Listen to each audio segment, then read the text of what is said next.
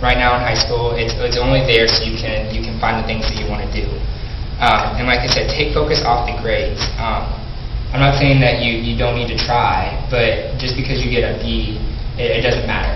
As long as you were in a class that you were learning something for your future, it's the most important. And like I could have been the top of my class, I could have been valedictorian if I would have taken math and sciences, but I chose not to do that. I took business and art classes. And it taught me a lot more about the career path that I'm going into instead of giving me that title. Which, in a little bit, I'll explain that scholarships in colleges take that into mind, and being the top of your class doesn't always mean you're going to get the scholarships.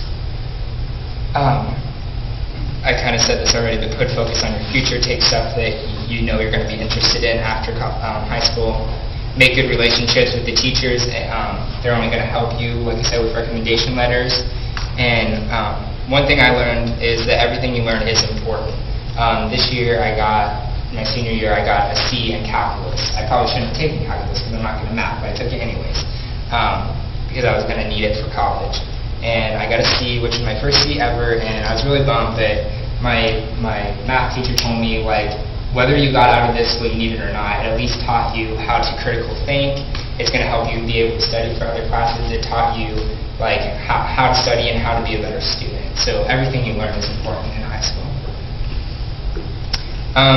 So I'm going to brag on myself a little bit, but it's only for your benefit. These are my scholarships that I got. The first one, I'll just explain kind of like the procedure I went through and kind of what I got out of it. The first one was the Horatio-Alger, which is $5,000 a year. I did that from applying for it, and I had an application and an essay and a recommendation letter. And I sent that in, and not only did I get the money, but I also got a free trip to Washington, D.C., where I got to make a lot of contacts. One contact in particular I made was Leonardo DiCaprio. So I have his email address. If I want, I can have his phone number. And that's the kind of, these scholarships not only give you the money, but it also expands your networking. And that's really beneficial for me because I want to go into the film business. But there's people there who wanted to go into medicine, and they had contacts for them for the best doctors in the United States. And so that's what it gave me.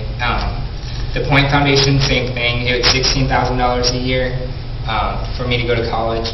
I got an all-expense-paid trip to San Francisco. I got to meet contacts, nothing as big as Leonardo DiCaprio, but still people that if I needed help with anything, they would be there for me.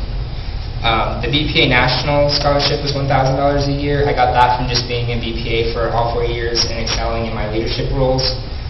Same thing with student council, being in student council for 4 years and holding officer positions.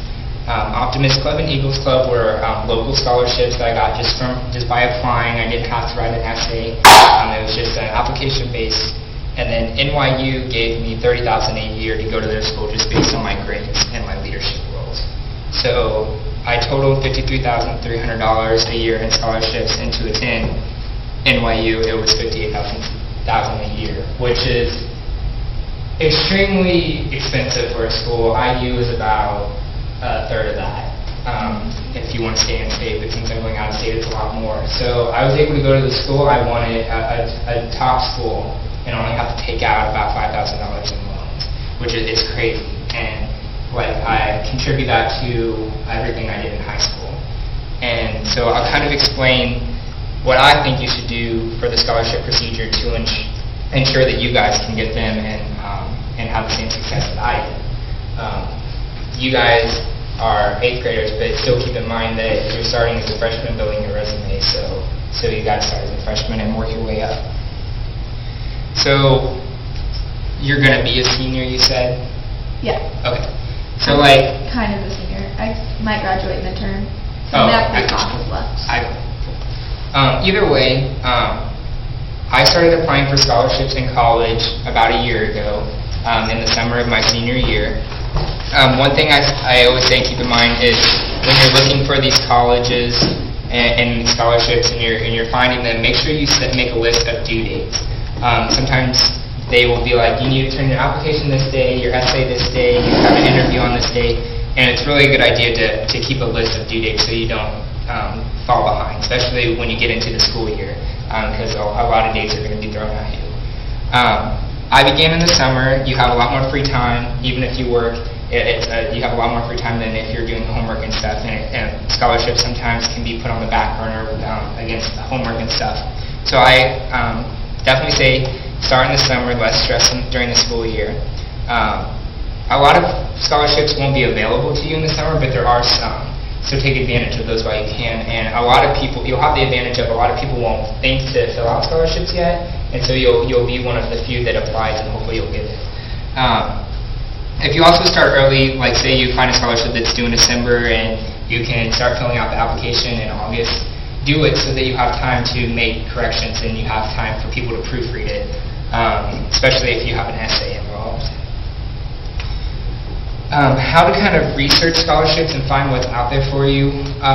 Once you kind of decide what college you're going to go to, whether you get accepted or not, or whether you decide to go there or not, a lot of them will have not only scholarships that are good for that school. Like I said, I got $30,000 just from NYU, but they will also have lists up there of other national scholarships. They won't have, the Jasper Eagles scholarship there, but they'll have bigger name scholarships like the Horatio-Alger. And they'll have information on there on how to fill this out. Also online, there's different tools. I believe one is called www.scholarship.com, which is a search engine for scholarships. You kind of fill out an application on the site, and it searches and finds the scholarships that best fit you. There are others out there that you have to pay money for. I don't suggest doing that. Usually they're a scam. Also, not only just like search engines, but scholarships that make you pay money. Like I got one in the mail that was like, if you mail us $20 in your application, then you are eligible for a $20,000 scholarship.